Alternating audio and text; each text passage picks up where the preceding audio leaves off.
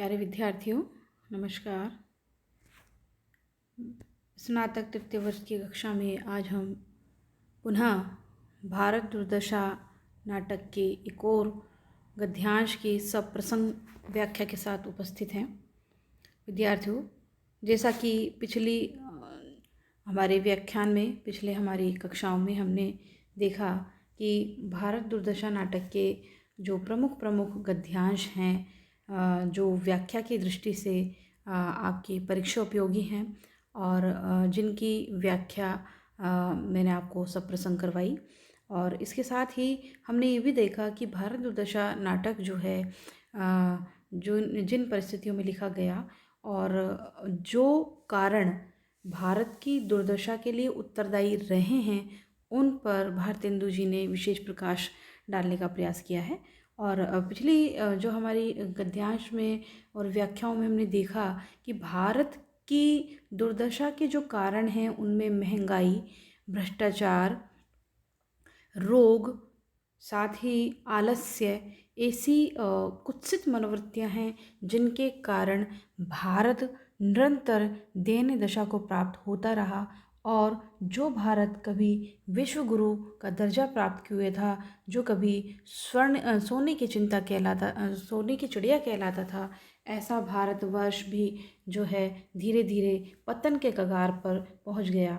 और भारत की इस दयनीय दशा को देखकर भारतेंदु जी बहुत विचलित होते हैं, पीड़ित होते हैं और अपनी इस पीड़ा को वह भारत दुर्दशा नाटक के माध्यम से प्रस्तुत करते हैं। इसीलिए उन्होंने प्रारंभ में प्रथम अंक में ही अपनी इस दयनीय दशा को पर विलाप करते हैं वो और कहते हैं, रोवो आवो भारत भाई, आहा भारत दुर्दशा न देखी जाई। तो इस प्रकार से हम देखते हैं कि संपूर्ण नाटक में भारत की दुर्दशा के लिए उत्तरदायी या जिम्मेदार जो कारण हैं उनको उन्होंने प्रतीकों के माध्यम से अभिव्यक्ति प्रदान की और साथ ही उन्होंने अपने इस नाटक के माध्यम से तत्कालीन जनमानस को झकझोर देने का जो एक अप्रतिम कहें कि उन्होंने एक अप्रतिम एक अद्भुत उदाहरण देश के समक्ष प्रस्तुत किया है और जिसमें उन्होंने संपूर्ण जनता को अपने नाटक के माध्यम से जागृत करने का आह्वान किया है। तो प्रस्तुत जो गद्यांश है उसमें भी हम यही देखते हैं कि किस प्रकार से भारत की दुर्दशा के कारण रहे हैं। और यहाँ मदिरा जो है, शराब जो है, नशे की लत जो है, नशे की लत के कारण कैसे भारतीय जनता त्रस्त हो गई है, कैसे भारतीय जनता अपने लिए स्वयं जिम्मेदार है, अपनी दर्दनाक स्थिति के लिए जिम्मेदार है, यहाँ उसका बखूबी चित्रण भारतेंदु जी ने किया है। तो सबसे पहले हम जो प्रस्तुत गद्यांश उसका पाठ कर लेते हैं।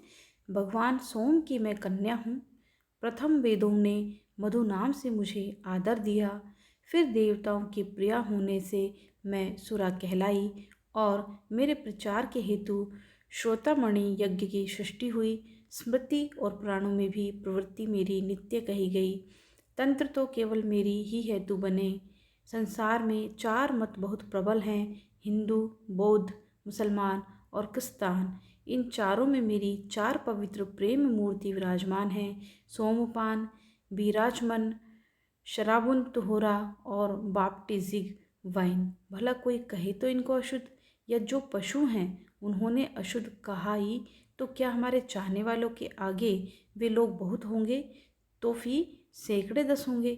जगत में तो हम व्याप्त हैं, हमारे चेले लोग सदा यही कहा करते हैं, और फिर सरकार के राज्य के तो हम एकमात्र भूषण हैं।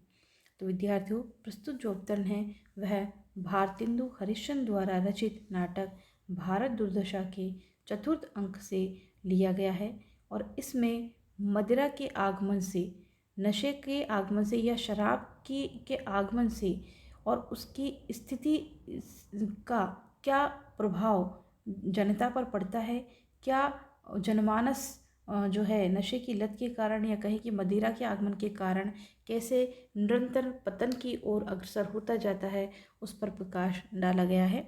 मदिरा को स्वयं एक पात्र के रूप में चित्रित करते हुए जो है भारतेंदु जी कहते हैं कि मदिरा अपनी महत्ता प्रतिपादित करते हुए कहती है कि भगवान सोम की मैं कन्या हूँ, कि मैं भगवान सोम की जो है कन्या के रूप में अवतरित हुई हूँ, कन्या के रूप में मैंने जन्म लिया है। और फिर देवताओं के प्रिय होने प्रथम वेदों ने मधु नाम से मुझे आदर दिया, और वेदों में मुझे जो है मधु के नाम से जो है आदर सम्मान दिया गया है। और फिर देवताओं के प्रिय होने से मैं सुरा कहलाई, और मेरे प्रचार हेतु श्रोतामणि यज्ञ की सृष्टि हुई।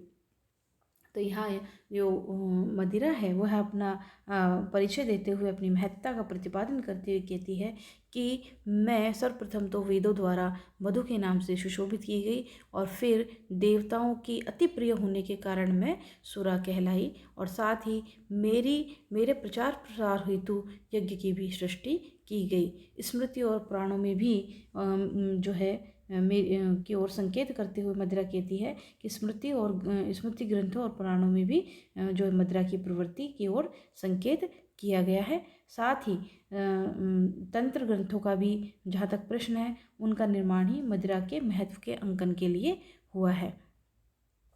संसार में इसी प्रकार 4 प्रकार के प्रमुख मत रहे हैं, जिनमें हिंदू, बौद्ध, मुसलमान और ईसाई, ये 4 मत रहे हैं। और इन चारों ही मतों या धर्मों ने मदिरा को जो है 4 मदिरा की एक प्रकार से 4 मूर्तियाँ स्वीकार की हैं। और हिंदुओं ने मदिरा को सोमपान कहा है, तो वहीं बौद्धों ने उसे विराजमान कहा है, और मुसलमानों ने उसे शराबुंत पूरा कहा है, और अंग्रेजों ने उसे बाप्टिजिक वाइन कहा है।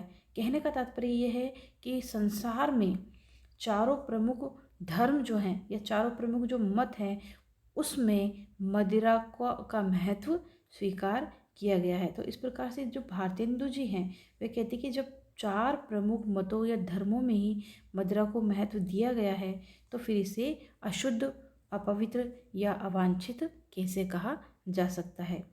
साथ ही वो कह रहे हैं कि यह जो पशु हैं उन्होंने अशुद्ध कहा ही, तो क्या हमारे चाहने वालों के आगे भी लोग बहुत होंगे, तो फिर सैकड़े 10 होंगे। तो जगत में हम व्याप्त हैं। जो लोग इसे अशुद्ध कहते हैं उनकी संख्या बहुत कम है, यानी कि मदिरा को ज़्यादा लोग जो है, अधिकांश जो लोग हैं वह स्वीकार करते हैं या कहें कि उसे मान सम्मान देते हैं।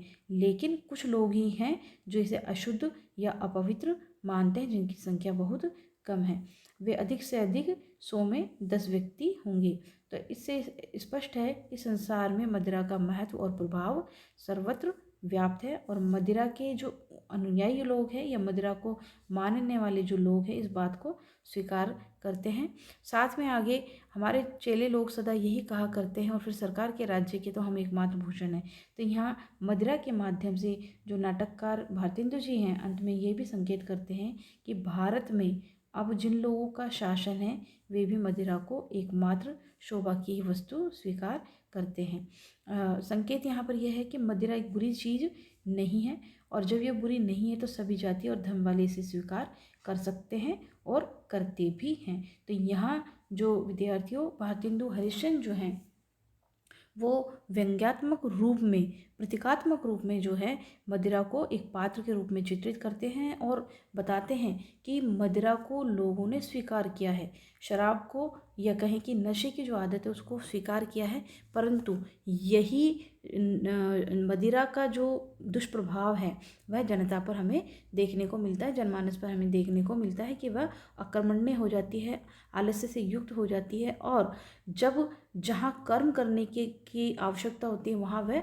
नशे की लत में डूबकर अपना पतन कर लेती है, और देश को भी पतन की ओर अग्रसर कर देती है। तो यहाँ मदिरा जो है वह देश की दुर्दशा का कारण स्वयं को एक प्रकार से मानते हुए अपनी महिमा का बखान करती है कि मेरा प्रभाव जब लोगों पर पड़ जाता है तो वह अपना नैतिक जो दायित्व है उनको भूल जाते हैं, या कहें कि वे अपने कर्म को भूल जाते हैं और निष्क्रिय और अकर्मण्य होकर नशे में डूबकर सही और गलत, नैतिक और अनैतिक में भेद करना भूल जाते हैं। तो इस प्रकार से कहें कि अपरोक्ष रूप से उन्होंने व्यंग्य रूप से जो है भारतेंदु हरिश्चंद्र ने यहाँ जो मदिरा है उसका प्रभाव जो है या नशे की जो आदत है उसके दुष्प्रभाव का वर्णन यहाँ किया है, और कहीं ना कहीं उन्होंने परतंत्रकालीन भारत में भारत की दुर्दशा के कारण में मदिरा की एक अहम भूमिका मानी है। जहाँ रोग, शोक, मृत्यु, महामारी, महंगाई और टैक्स को उन्होंने भारत की दुर्दशा का कारण माना है, वहाँ मदिरा पान को या नशे की आदत को भी उन्होंने भारतवासियों के लिए बहुत ही दर्दनाक स्थिति माना है, बहुत ही दुखपूर्ण स्थिति माना है। और इस प्रकार से उन्होंने भारत दुर्दशा नाटक में एक मदिरा नामक पात्र की सर्जना करके प्रतीक के रूप में अपनी बात को अभिव्यक्ति प्रदान की है।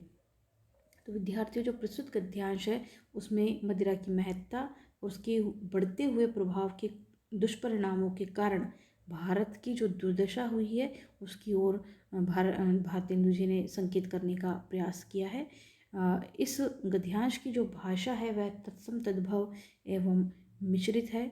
साथ ही मदिरा को प्रतीक पात्र के रूप में उपस्थित करके यहाँ पर समाज और शासन तंत्र पर करारा व्यंग किया गया है। तो ये जो गद्यांश है जो है वो भारत दुर्दशा नाटक के चतुर्थ अंक से लिया गया है और मदिरा के संवाद के रूप में या कहें कि मदिरा के स्वगत कथन के रूप में यहाँ पर प्रस्तुत किया गया है। और मदिरा के कारण या नशे की लत के कारण भारत की जो दुर्दशा हुई है उसकी ओर नाटककार जो हैं संकेत करते हैं। तो विद्यार्थियों, आज की कक्षा में हम इतना ही करेंगे। आगे आगे के वीडियो में हम एक नए गद्यांश के साथ फिर उपस्थित होंगे। तब तक के लिए धन्यवाद।